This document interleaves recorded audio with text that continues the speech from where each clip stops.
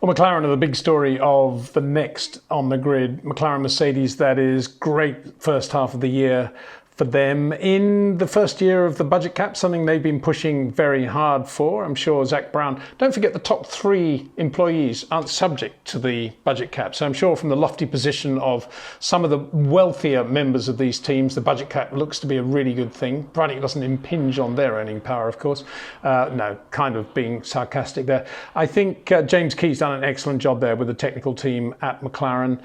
Very good car, good drivable car. And Lando Norris, as predicted in that pound for pound vid we did before the start of the year, really showing it to Daniel Ricciardo. Some outstanding driving by Lando this year, some outstanding passes as well. I think particularly the opening lap in Portugal, when Ocon actually got him after about turn 2, turn 3. And Lando, it's the opening lap, full tanks. I don't know if the tyres are fully up to temperature, they probably are. But Lando then, I think it's around turns 11, 12, just goes around the outside of Ocon. And, Ocon, he's a quick driver, Esteban, uses all the road. And Lando's just around the outside, basically, and just holds position. Beautiful bit of driving, lovely to watch. And then we get to the French Grand Prix at Ricciardo, where Daniel's already got past. Daniel's going quite well there, and he's already got past Fernando in a fairly basic pass, and I don't think Fernando's expecting anything, and then Lando just goes down the inside of Fernando into the double apex right. Really nice move as well, and he nearly gets Gasly there on the outside a bit later in the race. He's just superb.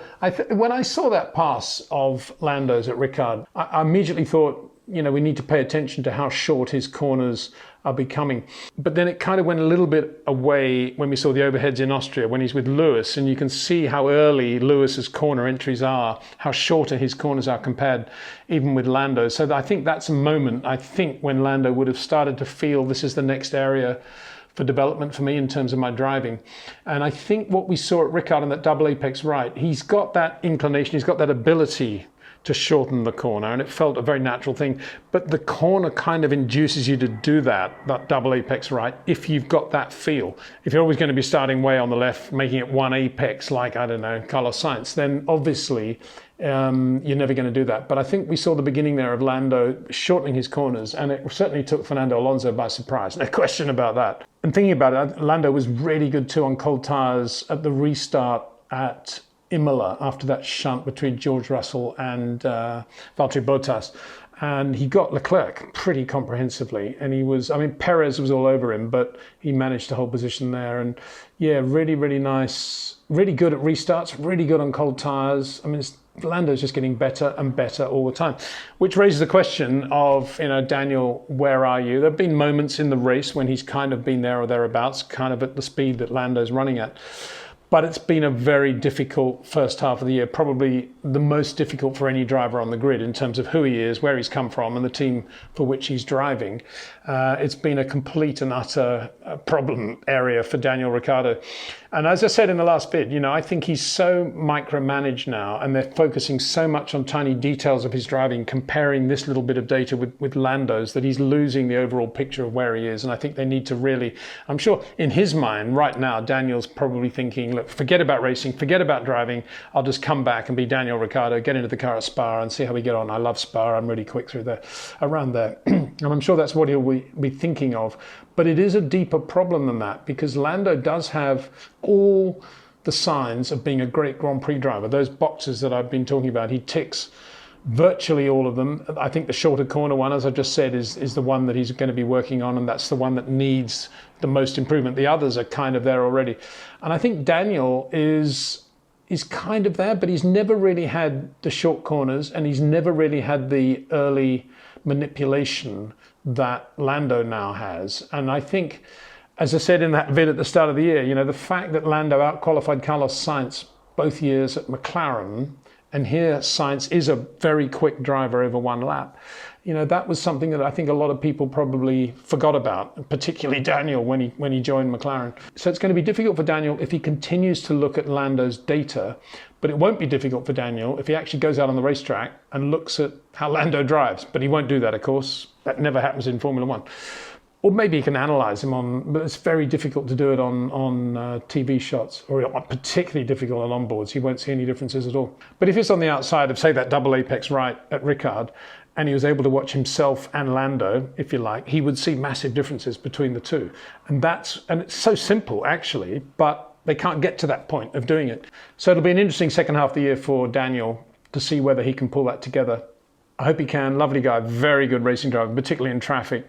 And it's kind of a shame to see him down in P11 when Lando's up in P4, P5. The next team in this segment is Alpine. A very good looking team, actually. I mean, a lot of people were thinking, what are all these rally guys doing running the Formula One team? But of course, these days, I think if you've got good feel for motorsport in general, and you're very good at what you do, whether it's managing people, whether it's managing numbers, whether it's flows, whatever it is, you can make it work. I think that's a very good example of how that can happen for a team like Alpine Renault. Like the colour of the car, very different still in terms of their approach with the radiators and the engine cover, but they've done a good job. They've done a really good job, and it's a nicely balanced team. The only thing that concerns me slightly is how Fernando will now go into the second half of the year. He'll probably be thinking, we ain't going to have a chance to win a Grand Prix again this year anyway, and it's gone to Esteban. And he'll be thinking, yeah, it's very annoying. And it might affect his mental approach to racing. He's quite sensitive to things like that, Fernando. And I hope it doesn't. I hope he becomes even more commensurate with the flow of the team, and we see him again next year. But I can see Fernando becoming a little bit edgy because of the cards not falling his way in Hungary. By contrast, of course, Esteban Ocon will be very confident and very sure of his own ability now. And he'll be, in theory, he'll be getting better exponentially. Probably he'll be going into a little bit of a slump where he's thinking, yeah, when the car's really good, I know what I can do, and I'm just going to work with the engineers and get to the point where I think the car needs to be. And he might lose a little bit of, let's just get this car by the scruff of the neck and get the best out of it right now. I think that might go a little bit with Esteban. Probably not, but that's what he needs to be wary of. And the third team in this video, AlphaTauri Honda, really good first half of the year. You may say really good, yeah, but it was. I mean, think of who they are, what they are, where they're going, how they fit in with the whole Red Bull package, and they're based in Italy. Not the easiest of countries in which not to be Ferrari, if you like, in terms of getting a job done. And Pierre Gasly consistently, apart from one or two races, Silverstone being a good example, has consistently been there or thereabouts in qualifying as best of the rest, and has driven very well too. I mean, he really is good, Pierre Gasly, and he's establishing himself as one of the drivers who, of course, he's won a Grand Prix, but if things go well for him in terms of being in a good car next year, he's going to win a lot more races. He's really, really polished in everything he does. In terms of ticking the four boxes, I would say a little bit like Lando. I think his corners are still slightly longer than, say, Lewis or Max or Charles. But that is something that will probably just come to him fairly automatically when he's in a better and better car with higher levels of grip. And at the moment, of course, he is having to deal with a lot of other things going on in that team to get the car up to where it is. And Yuki Tsunoda's done a pretty good job. You know, as a rookie, a Japanese rookie, he's come in and he's shown lots of pace. Yeah, he's had some quite big shunts. I think Imola shook him around a bit in terms of where he was going. Bahrain's obviously hit the ground running. A few issues there about whether or not he had the DRS open or not in the right places. But yeah, I've got quite a lot of time for Yuki. He seems to be pretty intense, as you'd expect him to be.